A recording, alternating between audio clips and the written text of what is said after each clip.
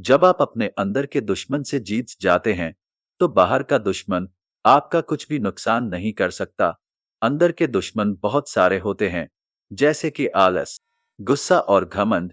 इस किताब में एक खास तरह के दुश्मन की बात की गई है, जिसका नाम है ईगो। ये हमारे चरित्र का वह हिस्सा है जो हमारे बारे में हमेशा अच्छा सोचता है। अपने बारे में अच्छा सोचना कोई गलत बात नहीं है, लेकिन जब आप अपनी कमियों को अनदेखा करके अपने गलत कामों को भी अच्छी नज़र से देखने लगते हैं, तो ये नुकसानदायक हो सकता है। इस किताब में बताया गया है कि ईगो वास्तविकता में होता क्या है, किस तरह से हम इसे काबू कर सकते हैं, इसे काबू न करने के क्या नुकसान हो सकते हैं। इसी ईगो के बारे में लेखक रयान हॉलिडे ने अपनी book ego is the enemy में विस्तार से बताया है। उनका मानना है कि हर किसी की जिंदगी में तीन फेसेस चलते हैं। पहली एस्पायर, दूसरी सक्सेस और तीसरी फेलर। हमारा ईगो इन्हीं तीन फेसेस में हमारे पास आता है हमें बर्बाद करने के लिए। इस बुक में यही बताया गया है कि कैसे हम इनसे बचकर अपनी लाइफ को अच्छे से चला सकते हैं। हम जो भी कोई गोल पाने की कोशिश करते हैं, तो उसके पीछे हमारी ईगो का ही रोल होता है। हम चाहते हैं कि हमारा स्टेटस दूसरों से आगे ही रहे।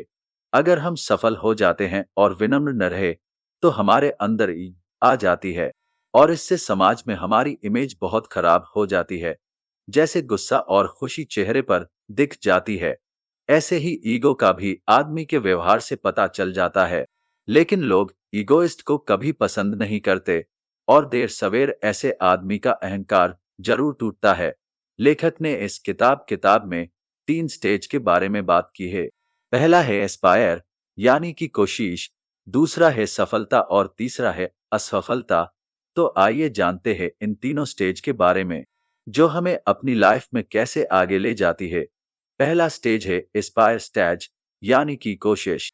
ये वो स्टेज है जब हम कुछ बड़े और अच्छे लक्ष्य को प्राप्त करना चाहते हैं, जैसे कोई सरकारी नौकरी की तैयारी कर रहा होता है या कोई अपना बिजनेस प्लान तैयार कर रहा होता है।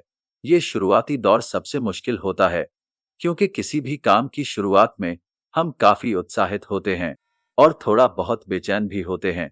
पर हम अपनी बेचैनी को छुपाने के लिए बड़ी बड़ी बातें करने लगते हैं, और वो ही हमारा कमजोर पक्ष है।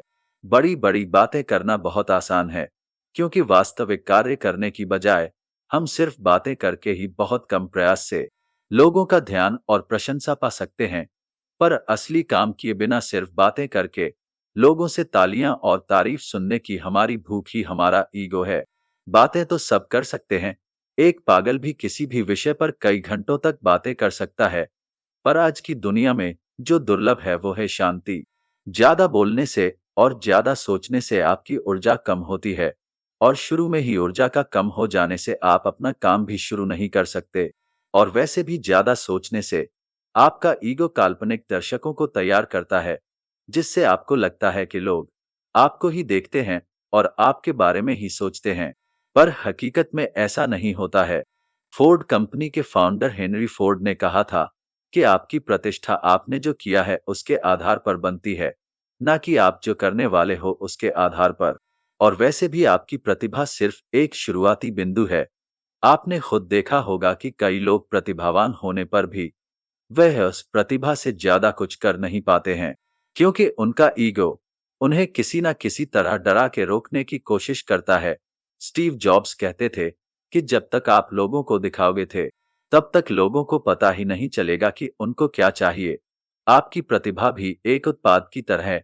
जब तक आप अपनी प्रतिभा को लोगों के सामने नहीं लाओगे, तब तक लोगों को पता नहीं चलेगा कि उन्हें ऐसा ही कुछ चाहिए। दूसरा स्टेज है सक्सेस स्टेज, यानी कि सफलता। जब एस्पायर स्टेज पर हम अपने ईगो को नियंत्रित कर ले और अपने काम पर ध्यान दें, तो निश्चित रूप से हमें सक्सेस या सफलता मिलेगी। सफलता मिलने से हमारी ताकत बढ़ती है, और जिस तरह सफलता मिलने से हमारी ताकत बढ़ती है, उसी तरह हमारा ईगो भी बड़ा होता है। इसलिए वो हमें दूसरे तरीकों से पीछे धकेलने की कोशिश करेगा।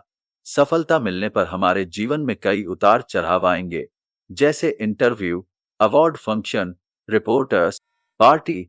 यही सब उतार चढ़ाव आपको अपने काम से दूर ले जाने की कोशिश करेंगे, जो हमारे ईगो को बहुत पसंद है।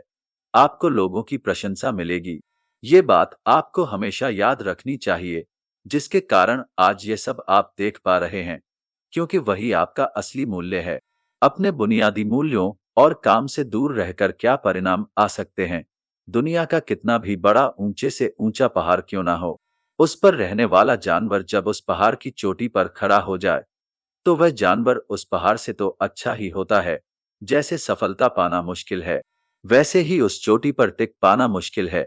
इसीलिए हमें हमेशा अपनी पहचान चोटी रखनी चाहिए और एक विद्यार्थी की तरह सीखते और बदलाव करते रहने चाहिए। लेखक कहते हैं कि जब भी कोई कंपनी या इंटरप्रेन्योर से पूछा जाता है कि क्या करने वाले हो, तो वह कहते हैं कि हम दुनिया को बदलने वाले हैं, जो सही भी है। पर दुनिया में अभी जिन कंपनियों ने दुनिया को बदल दिया है, वह कंपनी अपनी बुनियादी मूल्य और ग्राहक केंद्रित निष्पादन से शुरू हुई थी। जैसे यूट्यूब टीवी की जगह लेने के लिए नहीं बल्कि मनोरंजन करने के लिए बनाया गया था। पर आज इनका जो ग्रोथ है वो इनके विजन की वजह से नहीं, बल्कि अपनी पहचान को छोटी रखकर उसमें धीरे धीरे छोटे छोटे परिवर्तन करके ही दुनिया की नंबर 1 वीडियो साइट बनाया है। इसमें कोई शक नहीं है कि आप बड़ा सोचे पर उसे पाने के लिए अपनी पहचान छोटी रखें और विस्तृत रूप से छोटे छोटे कदम ले और उसे प्लानिंग के साथ एक्सिक्यूट करें, जिससे आपका वो सपना सपना ना रहे बल्कि हकीकत में बदल जाए। जो सफल लोग हैं वो कहते हैं, जो वास्तव में सफल लोग हैं वो साधारण जीवन जीते हैं, साधारण कपड़े पहनते हैं। इसका मतलब ये नहीं है कि उनको अमीरों वाली जिंदगी जीना नहीं आता, पर वे साधारण रहकर बुनियादी मूल्य और अपने मानक व्यवहार को ज्यादा महत्व देते हैं।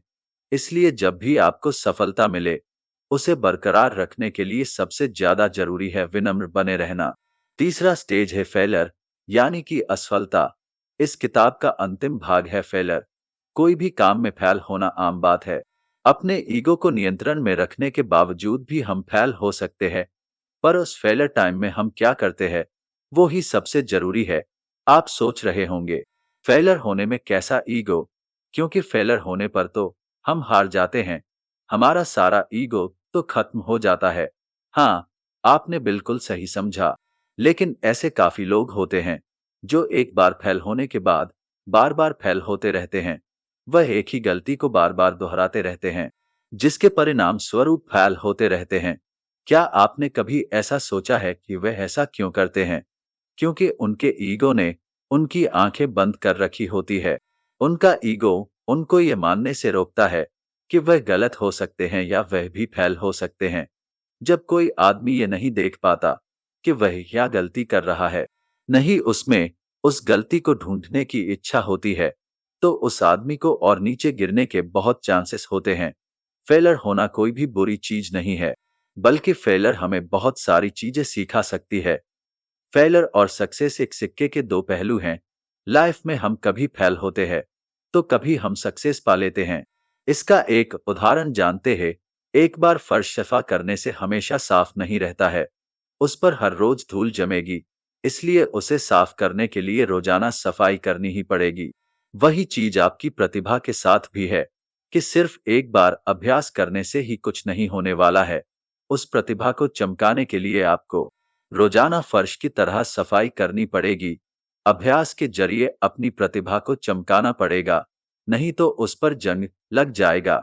ईगो इस धर्मी बहुत ही बढ़िया किताब है, जो एक लीडर, एथलीट, एंटरप्रेन्योर, डिजाइनर और हर एक उस रचनात्मक व्यक्ति जो इस 21वीं सदी में दूसरों से अलग बन के आगे बढ़ना चाहता है, उसे यह किताब एक बार जरूर पढ़नी चाहिए। उम्मीद करते हैं आपको हमारा आज का ये वीडियो अच्छा लगा होगा। इसको लाइक और शेयर जरूर करें और इसी तरह के यूजफुल वीडियो के लिए हमारा चैनल सब्सक्राइब जरूर करें। Thank you for watching our video.